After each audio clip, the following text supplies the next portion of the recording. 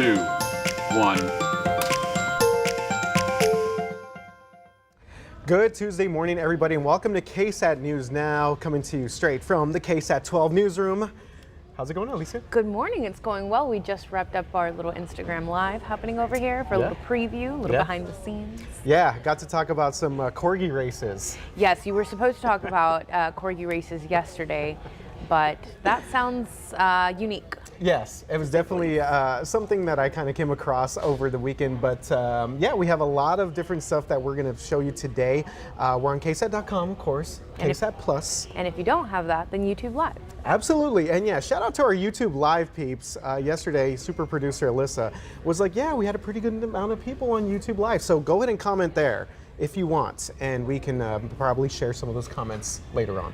And also our daily podcast, you know it, like, rate, subscribe. Hit us with that. Yeah, definitely. All right, so this morning we're going to be talking to you about a local TikTok trend that went viral and involves dozens, hundreds of women meeting for a good cause on the weekends. This isn't like going out, meeting people at the club. Yeah, it's the total opposite from that, and you can join, so we'll talk about that. But we're also remembering one of the original pop star icons, what people are saying about Olivia NewtonJohn's death. And the Houston Astros helping healing efforts in Uvalde, what they have planned for families there at the ballpark this weekend.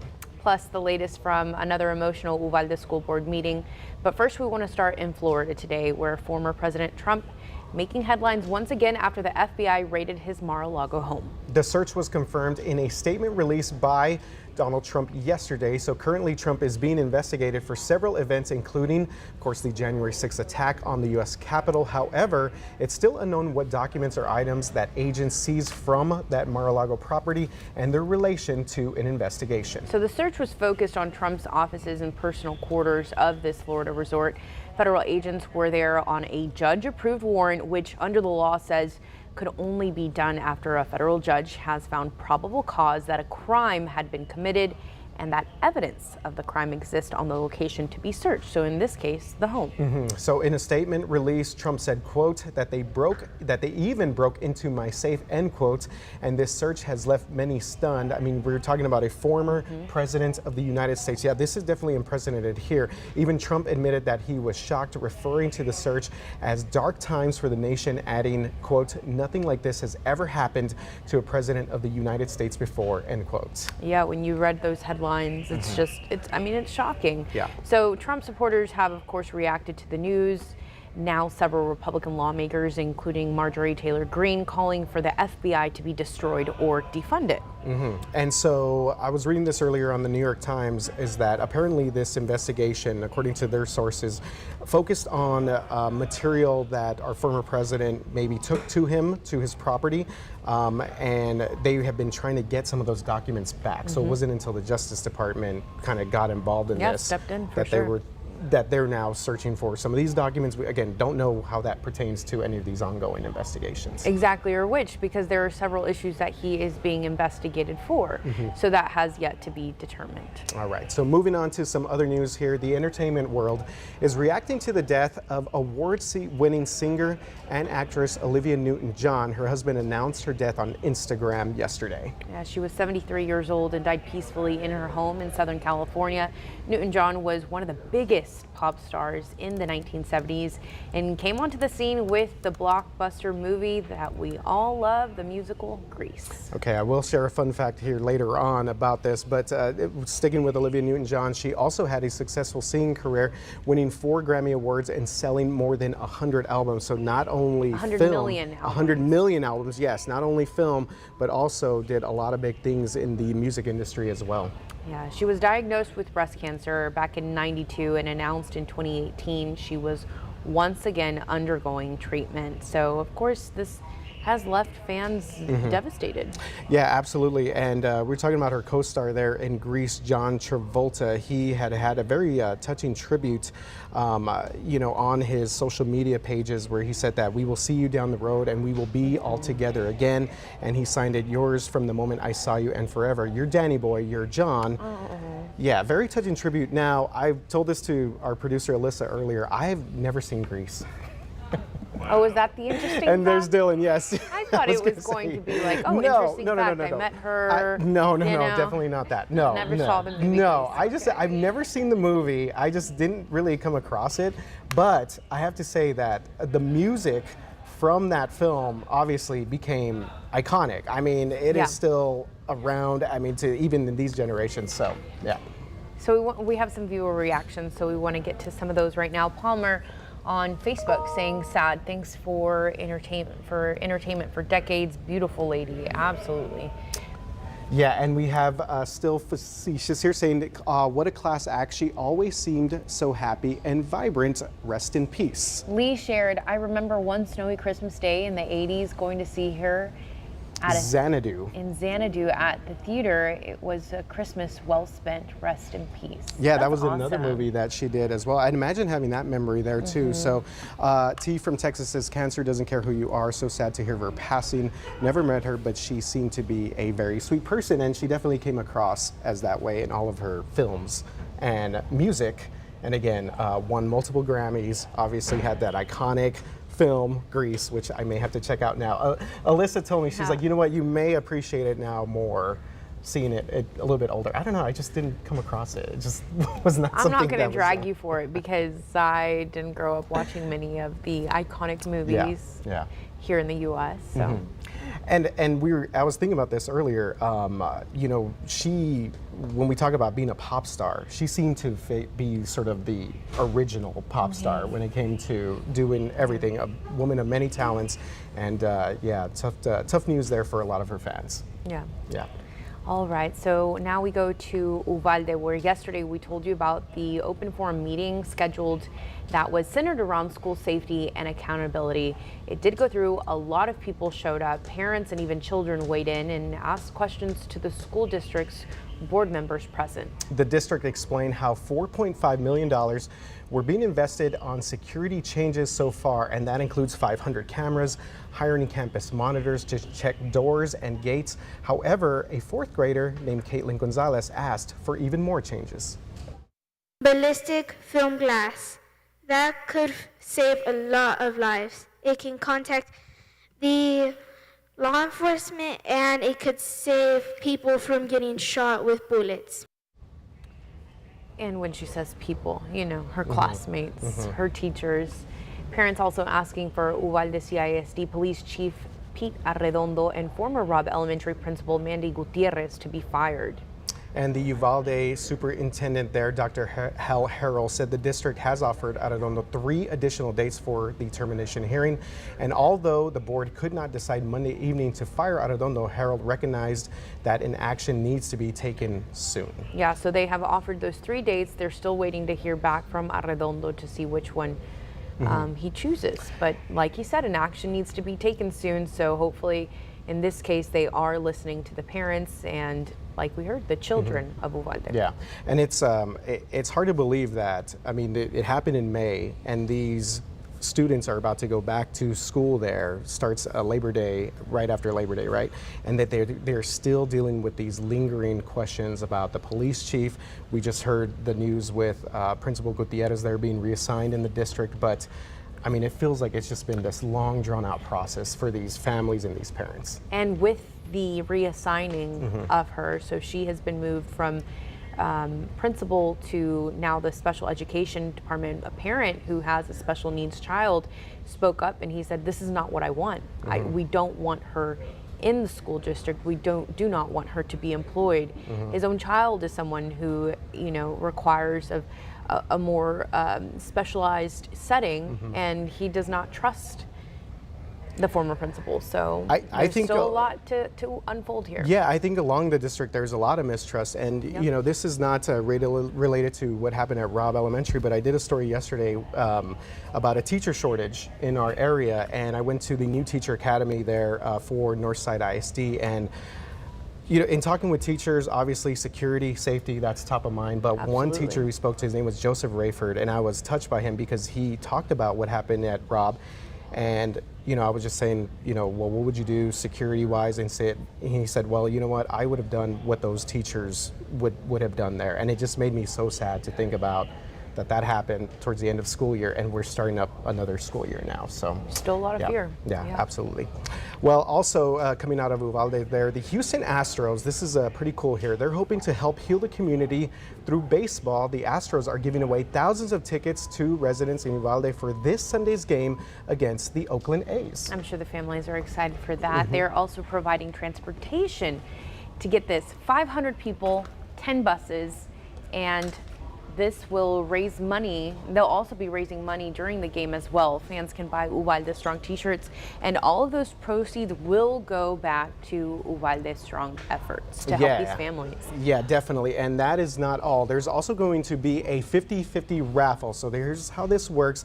There's going to be a fan who will win $10,000, but the other half of that fund will go to help Uvalde families. And any fan that buys one of these 50-50 raffle tickets over $100 will get a Uvalde Strong wristband. So the Astros stepping up there, and again, I mean, it sounds a little cliche, but it's like the power of healing through sports sometimes, and just to be able to have these families.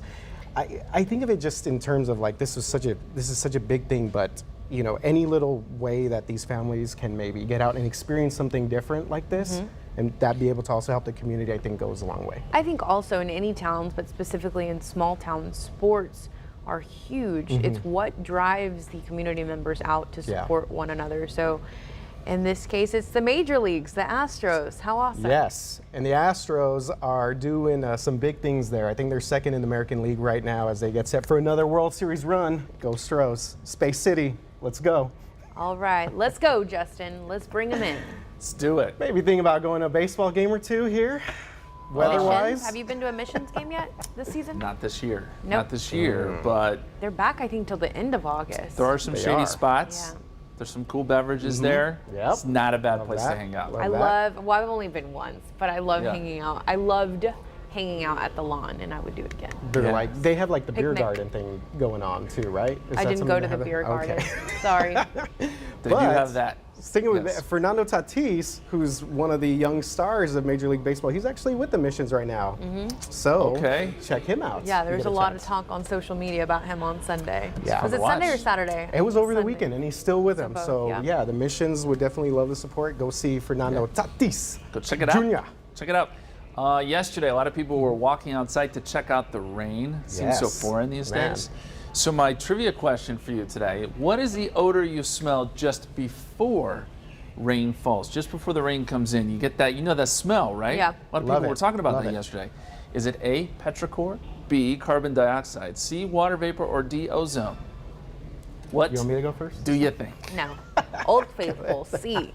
Okay, water vapor. What do Okay, you think? I have no idea what petrichor is, so I'm going with A, petrichor. Okay, actually that's not a bad guess, but it's wrong.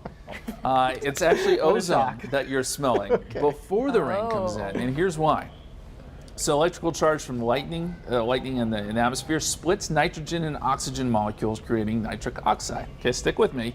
That combines with other chemicals to create molecules made up of 3 oxygen atoms, which is ozone. That's what you're smelling. And it kind of smells like fresh, you know, like Febreze. Kind of smells, that's the smell. Petrichor, on the other big hand, is what you smell comparison. after it rains. So you got the organisms in the ground and it releases that kind of, I don't want to say damp smell, but it's a Yeah. nice smell after it rains. So So Febreze should rename to ozone, maybe. could. That's not a bad idea, but that's kind of the smell. Yeah. Well, there were a lot of good smells I will yesterday say- before the rain. I after will the say rain. that I love using Yeah. these trivia questions in the real world. Yeah, it's fun, right? Yeah, Just gonna go and just drop this knowledge on somebody. someone's got to do So it. no- Oh, no, ozone! ozone. I got it. Ozone. The Thanks for that, rainbow. Justin. I actually had a video on social media of Yeah, the rainbow. It was beautiful yesterday. It was good to see the rain showers. I didn't get any rain in my house, but some people did. And this was an entire rainbow here. This is by Highlands High School. Ah, that is nice. Beautiful sight to see. It cooled us down some too. We've got a few more showers out there this morning. These are right along the coast.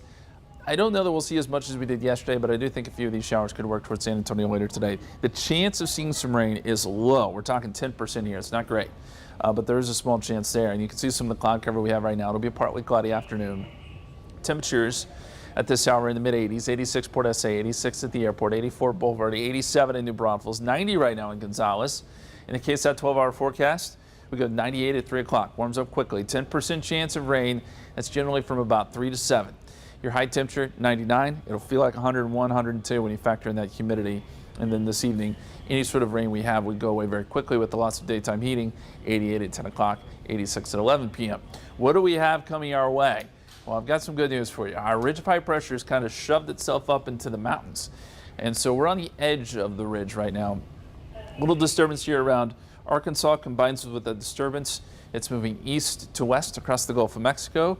As those two things come together, it should give us a little better rain chance later this week. So today, just a 10% chance of rain. This is around 6 o'clock. We'll fast forward to tomorrow, right around 6 o'clock. And what I want to watch tomorrow are any outflow boundaries coming in from the north. So whatever develops to our north, if it can put down some outflow boundaries, we may see a little bit of rain here, 20% chance, and that's going to be late in the day. Then as we get into Thursday, we get a little more coverage. As that system pulls in, 30% chance of rain, and that probably carries over into Friday as well. So the 7-day forecast actually has rain chances in it. How about that? 20% chance Wednesday late, 30% chance Thursday, 30% chance Friday, another small chance Saturday before we're back in the triple digits. And we may get there tomorrow. We're forecasting 100 on Wednesday. Wow, what a sight to I know, see. this is great to see. I was giving you a clap there, Justin. Oh, for thank you. A golf clap for your I 7-day can't forecast. take credit for it, but it's, you know, You're Mike bringing and I us the good news. Mike and I were talking about it this morning. If maybe since summer started early, maybe it ends early. Oh, that'd be awesome. Yesterday I went to the okay. grocery store after work, and I was like, man, today's a good Yeah. day to go running in the evening. Like it was nice. It's all relative, right? Yeah. We've been suffering through these triple digits, so like upper 90s actually feels okay. Yeah. All right. And Trained hey, us well. Speaking of the heat here, I'm not sure if you guys have seen Justin Horns or you follow him on Instagram. Fire. He did a reel yesterday, and it was very impressive. Behind the scenes reel. So if you get a chance, what's your handle, Justin Weather? Hold on. Let me tell you, I rated 5 fire even know. emojis. 5 fire emojis. I appreciate you. Yeah. And it was really good. was I good, will man. admit that I walked over to Alyssa. Yes, Justin H. Weather. Justin H. Weather. Yeah, thank you. Boom. Thank you guys. I was like, did Follow you him. do that reel for Justin? She said, Wow, no, that you was got well, it. no, Alyssa did help me shoot some of them. okay, because I a saw pro. her doing that, so I thought, I Like assumed. she's really good at that Yeah. stuff. So are you guys. Yeah, I was like, come on, tell me the truth. You made that reel for him, right? That was because amazing, he even has a clip where he's like fixing I his know. tie. I know. Okay, Justin, I Like- see you. Look at I'm my trying. guy here. Look at my guy Yeah. here doing the most. 5 fire emojis. Justin Absolutely. H. Weather Thank you. on Instagram. Follow that right there. Yeah. All right. Hey, you said yesterday about that would have been a good day to go run. Yeah, which Yeah. is why I didn't wake up early today because I'll probably just go in the evening. Okay.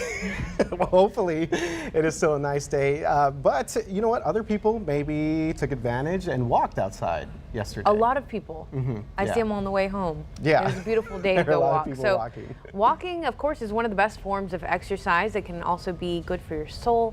If you do it with a buddy or two or 100, even better. All right, love this story here. So producer, we talk about her often here, Alicia Medina, introduces us to San Antonio's newest walking club that sparked the interest of hundreds of women all over the city thanks to the power of social media.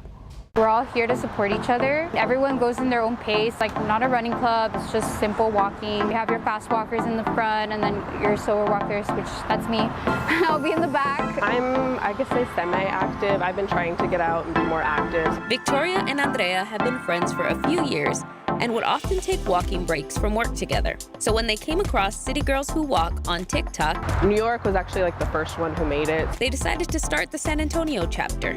At the beginning, we were just 4 girls, And then we made that TikTok right after that walk. and I just did it for like literally 4 seconds, and it went over 500,000 views. And then our third walk was over 300 people. Wow, we did not think it was gonna be this big. Maybe just a couple girls, a small little walking group. So it's kind of cool to see everybody really loving it. While they originally set out to find a few walking buddies, it's become more of a safe space for women to get out of their comfort zone. There are a lot of girls that are coming from out of state that like don't know anyone and just want to come and be able to make friends.